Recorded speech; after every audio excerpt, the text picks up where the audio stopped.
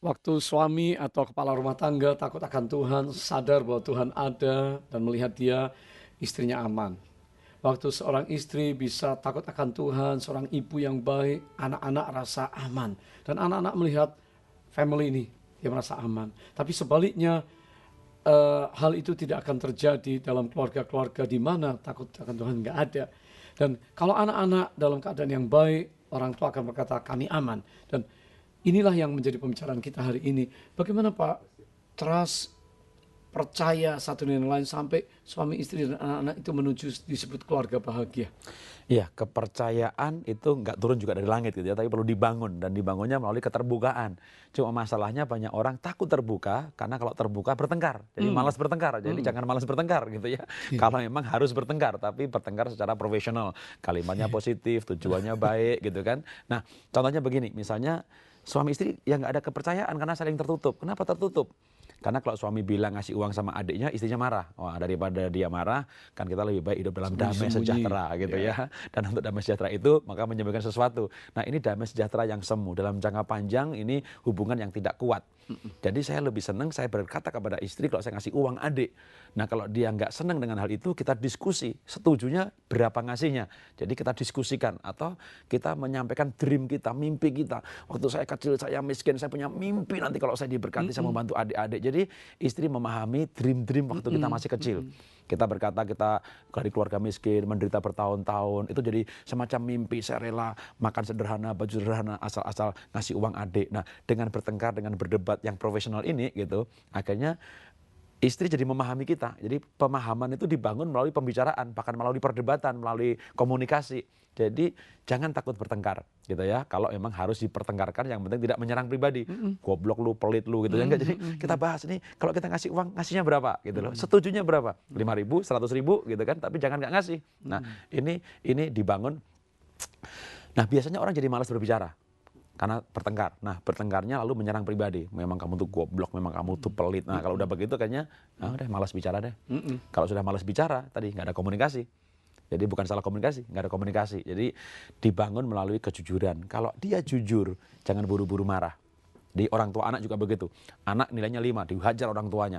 Nilainya 5, digebukin orang tuanya. Akhirnya anak mulai, waduh, nilainya 5, disobek. Gimana anak hari ini? Oh bagus Pak. Nih, wah 7/8, hebat ya. Dia ulangan lagi, sobek yang 4-nya. Ini Pak, wah bagus, hebat. Besoknya ulangan lagi, ada 9, ada 7, ada 4. Dia sobek 1 halaman. Gimana nak? Bagus. Orang tuanya lihat, kurang ajar kamu ya. Dapat 4 masih bilang bagus. Enggak Pak, bagus-bagus. Ini ada 4. Ya, salah sobek. Jadi, aduh, ini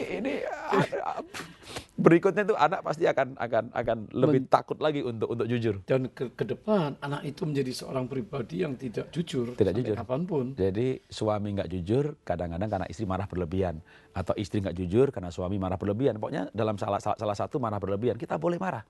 Tapi kita marahnya tadi ya yang sesuai Alkitab gitu ya. Itu justru membangun kepercayaan karena dengan kita jujur gitu. Walaupun dimarahi tapi dia sambil marahin dalam hati jujur juga dia gitu. Bangga juga kok. Sampai lama-lama kan pasti akan terjadi kesepahaman. Nah, itu akhirnya akan terbangun tuh gitu.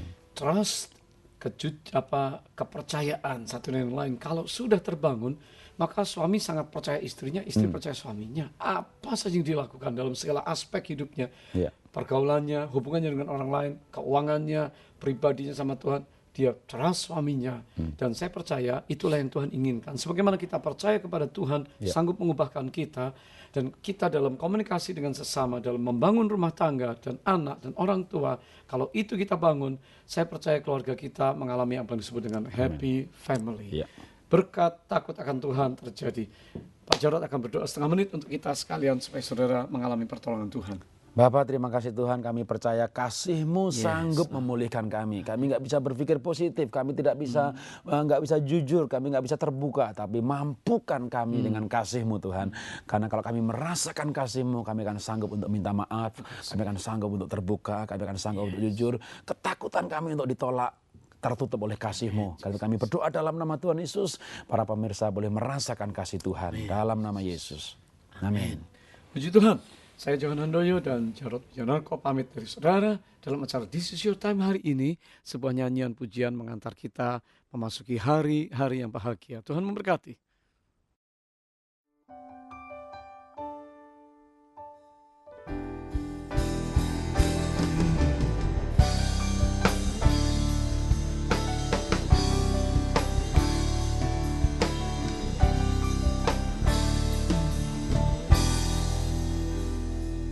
Selidiki aku, lihat hatiku, apakah ku sungguh mengasihimu, Yesus, Kau yang Maha Tahu, yang menilai hidupku, tak ada yang tersembunyi bagimu.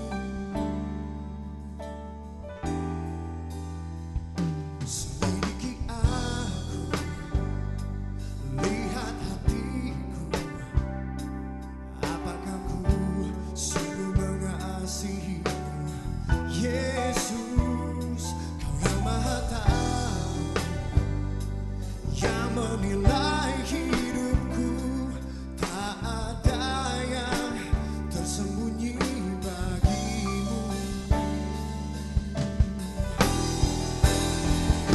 Telah kulihat kebaikan-Mu yang tak pernah habis di hidupku.